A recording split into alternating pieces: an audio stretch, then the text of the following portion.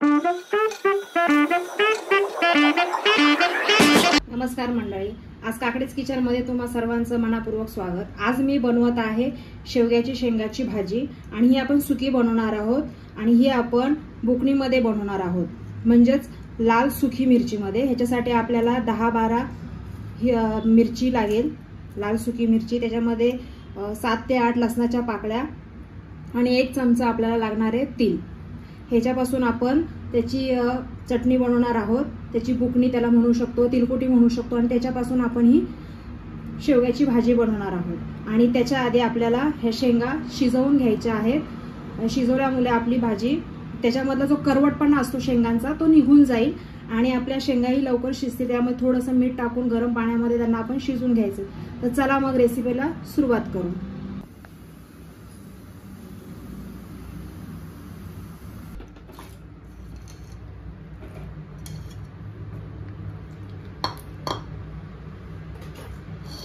याच्यामध्ये आपण थोडंसं मीठ घालणार आहोत, जास्त नाही पण थोडंसं मीठ टाकतोय आपण।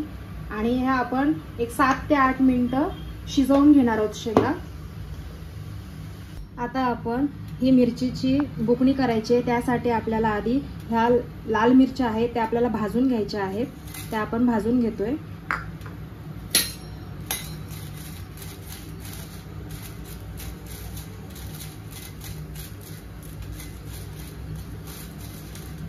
ह्या भाजल्यामुळे त्या अशा, आता आपल्या ह्या मिरच्या भाजून झाल्यात। आता आपण ह्या काढून घेतोय।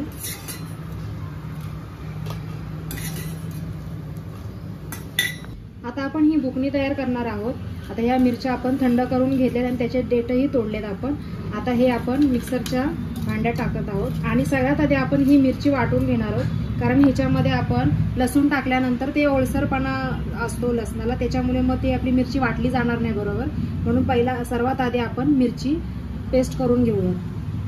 आपली ही बुकणी वाटून झाली। ह्याच्यामध्ये मी मिरच्या, लसूण आणि तीळ ते घेतलंय आणि त्याच्यामध्ये आपण चवीनुसार मीठही घातलेलं आहे आणि ही आपली अशी वाटून झालेली आहे मिरची। आता आपले 5 ते 7 मिनिटं झालेत आणि आता आपण ह्या शेंगा शिजल्यात आपल्या, हे बघू शकता तुम्ही। हे अशा प्रकारे शेंगा शिजून घ्यायचे, जास्त त्यांचा गाळाही नाही करायचा आहे। आता हे गॅस बंद करत आहोत। आपण गॅसवर कढई ठेवली आहे तापायला, त्याच्यामध्ये आपण तेल टाकत आहोत।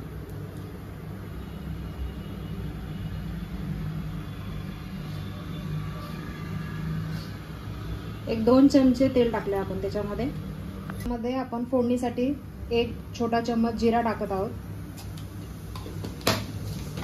थोडंसं हिंग टाकत आहोत, हिंगाने चव छान येते। चिरलेला टोमॅटो टाकतोय। आपल्याला हवा असल्यास आपण याच्यामध्ये कांदाही टाकू शकतो, ऑप्शनल आहे। कांदा टाकला तरी चालतो, नाही टाकला तरी चालेल। मी नाही टाकलं। मिक्स करून घेणार आहोत। त्याच्यामध्ये आपण कढीपत्त्याची 8-10 पानं टाकणार आहोत।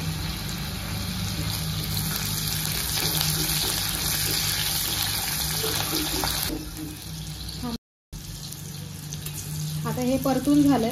आता आपण ह्याच्यामध्ये ही वाटलेली बुकणी आहे ही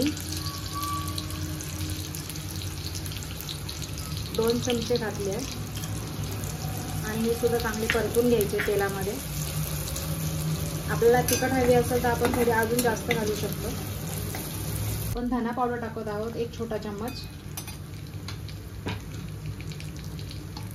अर्धा छोटा चम्मच आपण त्यामध्ये हळद घालणार आहोत। व्यवस्थित मिक्स करायचं। आपला मसाला परतून झालाय। आता आपण ह्याच्यामध्ये ह्या शिजलेल्या शेंगा टाकत आहोत आणि शेंगा शिजून घेतल्यामुळं आपल्या अगदी 4 ते 5 मिनिटांमध्ये आपली भाजी तयार होते। ह्याच्यामध्ये तुम्हाला हवा असल्यास तुम्ही शेंगदाण्याचा कूटही घालू शकता, मी नाही घातलंय, ऑप्शनल आहे। तुम्हाला आवडलं तर तुम्ही टाकू शकता। आणि हे आता व्यवस्थित मिक्स करून घेणार आहोत। आता हे छानपैकी आपण परतून घेतलं याच्यामध्ये। आता आपण ह्याच्यावर 1-2 मिनिटांसाठी आपण झाकण ठेवून वाफ काढून घेणार आहोत, त्यामुळे मसाला पूर्णपणे शेंगांमध्ये आपला मिक्स होईल। आपण झाकण काढून बघत आहोत। आता आपण बुकणीमध्ये तर ह्याच्यामध्ये मीठ टाकलं होतं, पण आपण चेक करू शकतो। जर आपल्याला कमी वाटलं तर आपण थोडंसं मीठ टाकणार आहोत। मी थोडंसं मीठ टाकते याच्यामध्ये। मला थोडं कमी वाटलं. पुन्हा व्यवस्थित मिक्स करून घेणार आहोत. आणि जी आपण कोथिंबीर चिरून ठेवली आहे ती कोथिंबीर आपण ह्याच्यामध्ये टाकणार आहोत.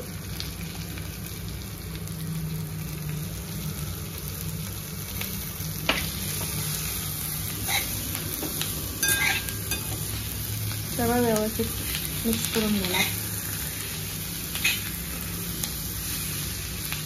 पुन्हा आपण त्याच्यावर 1 मिनिट झाकण ठेवणार आहोत.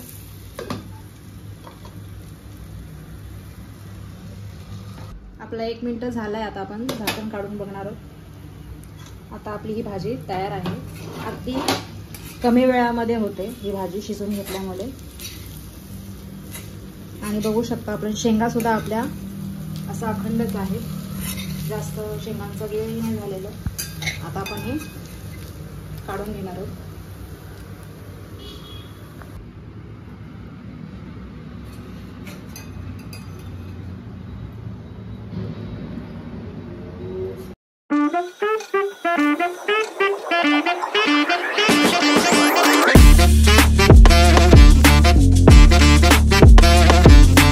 अशा प्रकारे आपली शेवग्याची भाजी तयार झालेली आहे. आणि तुम्ही सुद्धा ही करून नक्की बघा. खूप छान होते. आणि तुम्हाला ही भाजी जर आवडली असेल तर चॅनलला लाईक, शेअर आणि सबस्क्राईब करा. थँक्यू. अशा प्रकारे आपली शेवग्याची भाजी तयार झाली. तुम्ही बघितलीच असेल. आणि मी आता हे ताट तयार केलं आहे. ह्याच्यामध्ये आपण पूर्ण ताट सजवलं आहे. आणि हे तुम्हाला कसं वाटलं मला कमेंट करून नक्की सांगा. आणि तुम्हीही करून बघा. आणि माझा व्हिडिओ तुम्हाला आवडत असेल तर माझ्या चॅनलला लाईक, शेअर आणि सबस्क्राईब करा. थँक्यू.